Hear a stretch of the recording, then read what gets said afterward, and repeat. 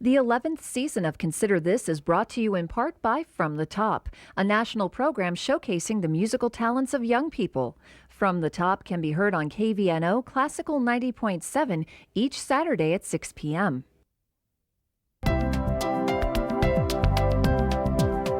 Consider This, a program of issues and information behind today's news. Once again, from the campus of the University of Nebraska at Omaha, here is your host, Kathy Wyatt. What do you suppose these gentlemen were talking about back in 1970? Perhaps they were doing a bit of dream building when it comes to a particular structure on the UNO campus. Do you recognize it? The answer in just a few minutes. Hi everyone, I'm Kathy Wyatt. Welcome to this week's edition of Consider This. Our topic, UNO, specifically the College of Public Affairs and Community Service. Joining us today to talk about its past, present, and future are B.J. Reed, who is the Dean for CPACS, Hank Robinson, Director of the Juvenile Justice Institute, which resides in CPACS, and Aaron Sertzka, a student from Sioux Falls, South Dakota, who recently transferred to the program from psychology.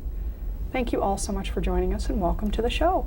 Thank you. BJ, we'll go ahead and start with you. If you could give us a little bit of history starting back in the 70s. Well, I must say I wasn't here, but the college was actually founded about 1973, and it was founded about 4 or 5 years after the University of Nebraska at Omaha came into the NU system. And it was a unique combination of things that led to the college's creation, but a number of the founding units, criminal justice, public administration, social work, the Center for Public Affairs Research, all came in with statewide missions. And that's unique to UNO in the sense that all of our programs have statewide responsibility, and that's one of the few structures within UNO that actually has that responsibility. Okay, and some pretty exciting times right now as we are in the midst of finishing up a pretty big construction project. We do have a picture and a rendering, so if you want to talk to us about that. Yeah, it's very exciting. We decided after about 30 or 35 years we actually ought to have our own building. We're the last college within the University of Nebraska system that didn't have our own facility. And we had about 8 places on campus that we were located at the college, as well as a number of off-campus locations. So it's pretty exciting to actually have a home of our own, and it's going to be a terrific experience. The building, and maybe I'm not letting the cat out of the bag, but the building is the old engineering building that was built in the late 50s, and we were able, because of the construction of that building, to totally gut it. And to actually start from scratch inside that building, as well as to add 20,000 square feet to it to get all the college within its walls. So we're very excited about it. Now, as with any project, there was some funding to be secured for this. How did you come up with the money to get this done? We tried to do a bake sale, just didn't work. So we actually got about a little under $14.5 million from the state. In fact, it's the last project for the university that was funded by the state, and that paid for the rehabilitation of the existing structure. But we had to raise another $4.5 million, a little over $4.5 million, for actually the construction of the 20,000 square feet addition to the building. And we had some great donors that came forward for that: the Mammal Foundation, the Whites Foundation, the Bill and Ruth Scott Foundation, the Logier Foundation. All of them came and contributed money to pay for that $5 million necessary for the addition. So it's a total project of a little over $18.5 million. Wow, and certainly going to be beneficial in moving forward, as you said, in accomplishing your mission. Now, I did not realize how many departments were actually housed within CPACS. We have a graphic of this so that folks who are watching can actually see everything that is involved with this. If you could just read those off for us. Well, it's a great collection. We began with 4 or 5 units, and over the years we've added additional units as the needs of the campus changed. And Aviation Institute, which is part of the School of Public Administration, came in about mid-90s. Brennan Labor Institute came in shortly after the new millennium, and it was used to be part of the old College of Continuing Studies. Center for Public Affairs Research has been with us from the very beginning, although the title has changed. The School of Criminology and Criminal Justice is one of our founding units. The Division of Continuing Studies is our most recent addition, about 4 or 5 years ago. Obviously, the Dean's Office, I have to have a job, so that's where I am. Gerontology was one of the earliest programs to come in. The Goodrich Scholarship Program was one of our founding programs, very unique. Again, the School of Public Administration and the School of Social Work, which actually was housed on the Lincoln campus and was the one unit that came from the Lincoln campus to the Omaha campus when the college was created. Now, how many people are we talking about taking on this? We have about 70 faculty. We probably have almost 100 staff. And then we have, give or take, probably 1,500 students, something like that, in the college. Okay, and Hank, you're one of those people that are pretty excited to be moving in. You're with the Criminal Justice Department. Right. Talk to us a little bit about that. The School of Criminology and Criminal Justice has right around 20 faculty at any given time. We have 2 major research units that are in development and working throughout the state right now. The Juvenile Justice Institute, which was created by the legislature in 2002, and then a new one that we're just getting started, Consortium for Crime and Justice Research, which brings together many of the other research resources within the college. And how long have you been associated with UNO? Since I came to UNO for my PhD in the late 90s, and just as I was finishing up, the legislature created the Juvenile Justice Institute, and I was fortunate enough to move into that position and help get that off the ground. And what is one of the biggest benefits, or what is one of the things you like most about your job with that program? I'm from many parts of Nebraska, a lot of places out west and then also in southeast. And one of the things that I think would surprise a lot of people is the degree to which UNO's CPAC's programming reaches out to those other counties. We've been all the way up to Sheridan County and Rushville. We've done projects with significant amount of time on the ground and relationship building with more than 50 of Nebraska's 93 counties. We work very closely with state administrators and particular agencies that are associated with criminal justice to develop not only systemic responses that benefit the metropolitan areas or Omaha where UNO is housed, but also constantly looking at what the emerging needs are for greater Nebraska and realizing the shifts in population and the capacity issues that they face, and just a number of different opportunities there are to try to restructure things as conditions change on the ground. Sure, and because this is a statewide audience that we have, do you mind sharing some specifics with us about things that you've done across the state and specific places that you've done those? The first one that we did that really got us a toehold throughout the state of Nebraska was that shortly after the legislature created the Juvenile Justice Institute, it passed a statute that required that all juvenile diversion programs, which are programs that juvenile offenders are sent to rather than to jail or through formal prosecution, the legislature passed a law saying that if a county had one of those types of programs, then it would need to report certain information to the Crime Commission there in Lincoln, so that there could be some monitoring by the governor of what was going on in those programs, how money was being spent, whether there was a coordinated effort to reduce juvenile offending throughout the state, and that type of thing. First job we did then was to develop an electronic documentation system that could be installed throughout these counties, so it standardized not only the data reporting for the state of Nebraska, but it gave many counties for the first time the ability to electronically document the case management that they had with those kids. It's things like that that really leverage the expertise that we have in the field in these different counties and it also recognizes the shortage of capacity. Not everybody has room and budget, for example, for 2 or 3 secretaries or for ancillary staff. So anytime we can streamline documentation and improve our ability to track outcomes and performance in a program throughout the state, everyone benefits. Okay, excellent. And Aaron, You're obviously very familiar with this program, and I understand you transferred over to it. So there was Yes. something that drew you there. Talk to us about the program and why you're so excited about it. Well, I've always have had a vested interest in juvenile justice and at-risk adolescent behavior, and thought that psychology, more specific developmental psychology, would be the best path to take. And then I started researching with the Juvenile Justice Institute and saw that the opportunities they provided aligned very well with my future goals and interests. Which are? I would like to, in the future, hopefully, I really enjoy the academic community, so I'd like to teach eventually, and I also want to understand the importance of serving the community, so I'd also like to design and evaluate and assist the juvenile justice system in general. Excellent. So for those prospective students out there who might be watching and think, that sounds like something that maybe I would like to try, what would your advice to them be in pursuing that dream? Just go for it. Almost write it down, have your goals in mind, and set up a game plan and do that. Okay, excellent. And Hank, are transfers like this common to the program? We have a nationally ranked program, the School of Criminology does, and so we're fortunate in that we recruit and our benefit from that reputation nationally. Have a lot of students that come in.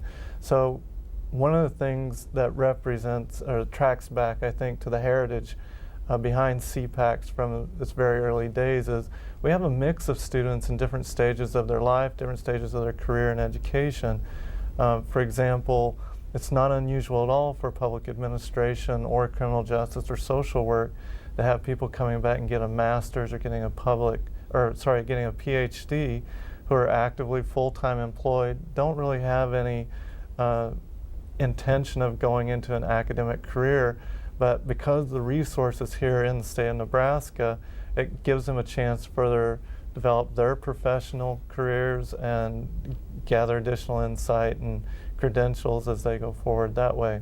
So we have transfers, we have people coming in after a long break from school, and we have kids that come straight through undergraduate all the way through PhD programs. Great stories, BJ. I mean, obviously this is what helps sells the program, at least for people like Hank and Aaron. What do you attribute as the biggest reason for your success in the CPACs? I think it's the culture of the college. The college was sort of created as sort of one of those institutions that was part of urban unrest, and there was a lot of social justice involvement when the college was created.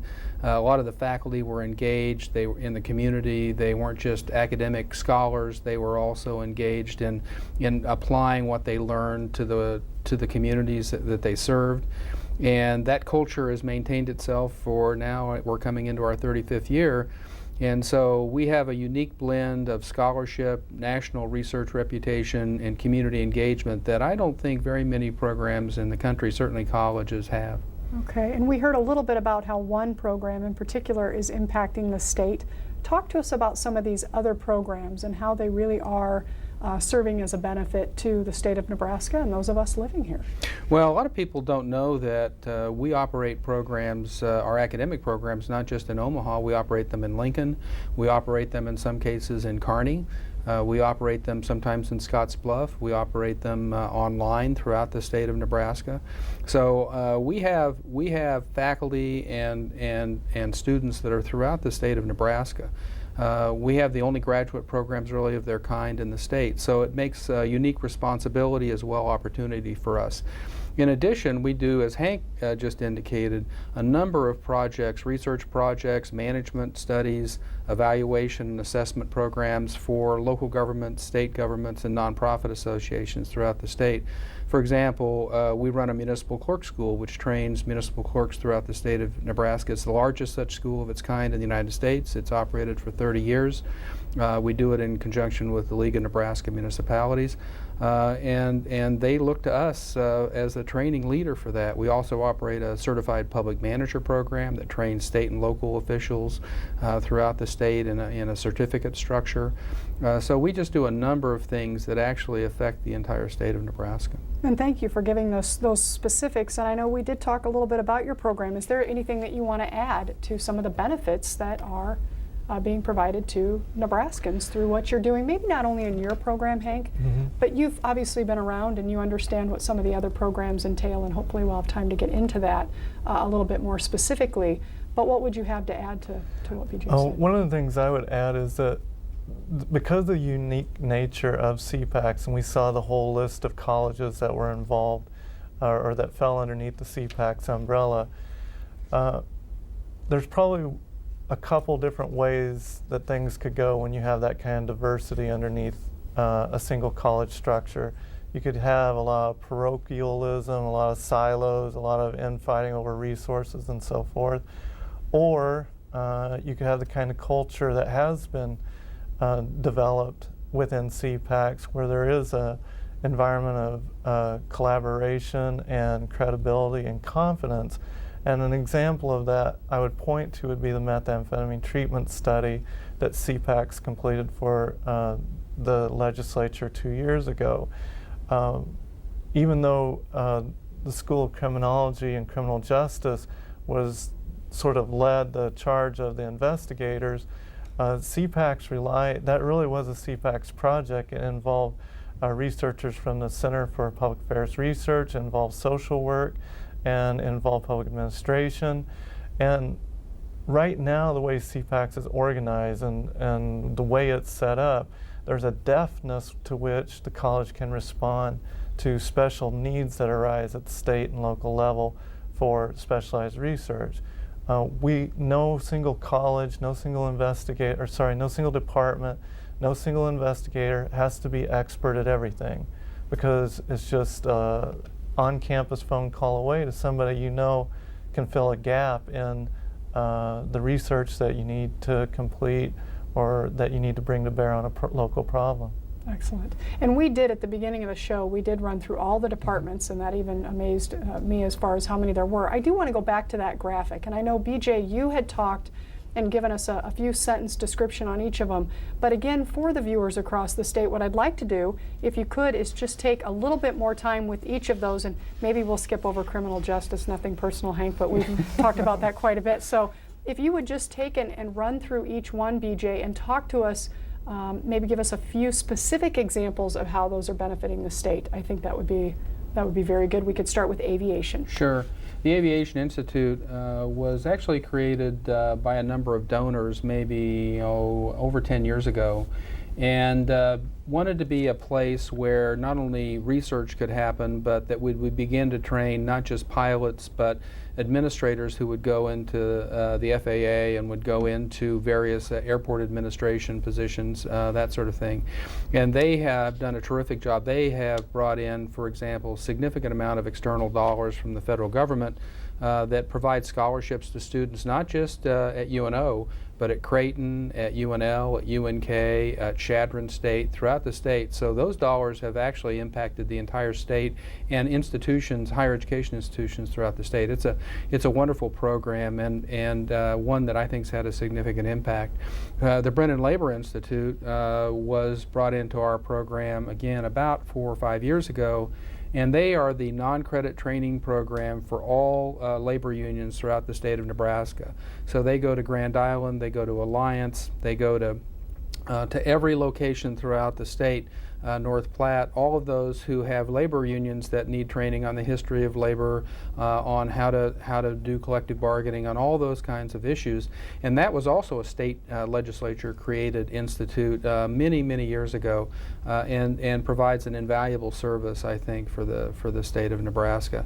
The Center for Public Affairs Research, another one that I think is done a terrific job, also is the home for the State Data Center. And they provide census data for all organizations throughout the state of Nebraska. They are the repository for all the census data in the state of Nebraska. So they provide training sessions and they do on-call services for state government, local government, again, federal government, our legislators, the state legislature, the governor's office. If they need to know information about what the demographic changes are in the state, what's happening with the growth in the Latino population, what's happening in terms of depopulation in the western part of the state, they all go to the Center for Public Affairs Research to get that information. So all of those are key elements of our our structure. The School of Public Administration, along with the School of Social Work and the School of Criminology and Criminal Justice, are our largest units. They basically provide master's programming in Lincoln as well as Omaha. They also run the Urban Studies program, which is a separate degree program. They, like Criminal Justice, are two of our freestanding doctoral programs within the college. And I think UNO only has about 5 doctoral programs in total, so we have 2 of them in our college. They also are very engaged in the community, do a tremendous amount of applied research projects and management work for localities throughout the state of Nebraska. So all of those programs have a significant impact. The School of Social Work is, again, the only such program in the state. There are a number of bachelor's degree programs in social work, but this is the only real freestanding master's degree in social work. They provide, again, education for social work students throughout the state of Nebraska. They draw students from South Dakota. They draw students from the western part of the state.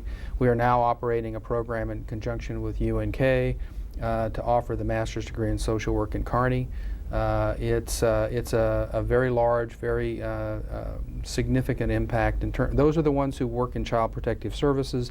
They're the ones who work in foster care. They're the ones who provide behavioral health and mental health services throughout the state of Nebraska. Really a critical field, especially today with lots of problems with substance abuse and lots of problems with behavioral health and mental health problems. These are sort of the first responders in terms of providing services in that area. So let's see, who am I missing? Gerontology. Gerontology. Gerontology was established initially as a grant program, a federal grant program, and began to grow and develop, and sometime probably in the early 80s, late 70s, became state-funded program. It's the only program of its kind in the state. It has a certificate program as well as a degree program. They provide a lot of service courses. They operate in Lincoln as well as Omaha, so the College of Nursing at University of Nebraska Medical Center uses those courses extensively. They also provide a lot of research for the State Office on Aging. They do a lot of evaluation work for them. They do a lot of work with geriatrics at the University of Nebraska Medical Center. And again, they have a significant impact on training nursing home administrators in terms of working with nonprofit agencies that work with the elderly. A very extensive combination. Then the Goodrich program, also very unique, was established in the 70s, early 70s, again state appropriation specifically for that program, that brings in 70 to 75 low-income students, mainly in Omaha, but actually throughout the state of Nebraska. They have to be state residents. Other than that, students can apply and get in. It's a unique program. The first 2 years of their academic life is spent with Goodrich faculty. It's a very diverse program. About 50% of the students are students of color. It has a tremendous record of success. Their graduation rates are higher than the university as a whole. Their retention rates are higher than the university as a whole. And they have, just a couple years ago, they graduated their 1,000 students. So that's a really exciting program. Well, now, Erin, as a student listening to all of this, did you have any idea this college entailed all that it does when you were looking to transfer over to the criminal justice area? Well, I knew a little bit from the little exposure that I've had. Like I said, at this program, I'm going to have the opportunity not only to pursue an academic career, but also do more of applied research, which is what I'm interested in. And as I've delved into it more, I've been exposed and realized, the vast opportunities that are available through this program. It's pretty amazing, and we've talked about the history and the present. We've taken a look at the new facility, which you'll all be a part of here. BJ, give us a little bit of a glimpse into the future. What do you expect to see down the road from CPACS? Bigger and better. When I came here in 1982, if you had told me the college would look like it is now, I would have said, a little strange or a little off kilter. And so I can't predict 20 years from now what the college will be. I will say it will stand for academic excellence. It will stand for community engagement. and it will stand for focusing on student learning. I mean, those are the things that make, and we will integrate those together. They're not separate, distinct things. When we teach in the classroom, we bring our experience from the world of work into that classroom. When we do research, we take that research and we add knowledge to the classroom as part of that. And I think we're in a unique position with all the diversity of our units and all the creativity of our faculty and staff. We're in a unique position to do that. The one other thing I'd mention, which we haven't even touched on today, are all our community engagement programs that we operate. It's almost impossible to list all of those. Again, most of those are based in Omaha, but the Neighborhood Center for Greater Omaha, the Omaha Community Partnership, the Continuum of Care for the Homeless, all of those programs are programs that are actually housed by us and operated through the College of Public Affairs and Community Service. Lots of things we do. That growth, I think, is the exciting part of our future. Now, with about 30 seconds remaining, what do you hope to be the legacy that you would leave behind for CPACS? That I don't foul anything up. The previous deans of this college were embraced in the culture of the college and had the right values for what the college stood for. My job is, again, to let faculty and staff do what they do well, not foul it up, and try to, where I can, help promote and facilitate what they do. Well, I think you're doing a good job so far, as history and present would both dictate. Now, we have some dates, some very important dates that we want to put up for folks as far as your building dedication and your open house. The CPACS dedication will be October 8th at 11 a.m. and the CPACS building open house will be October 10th from 3 to 5. And of course, if you want any additional information on what we've discussed today, just log on to cpacs.unomaha.edu. To all three of you, thank you very much for joining us today. Much continued success with the program. Thanks to all of you, and we'll see you next week.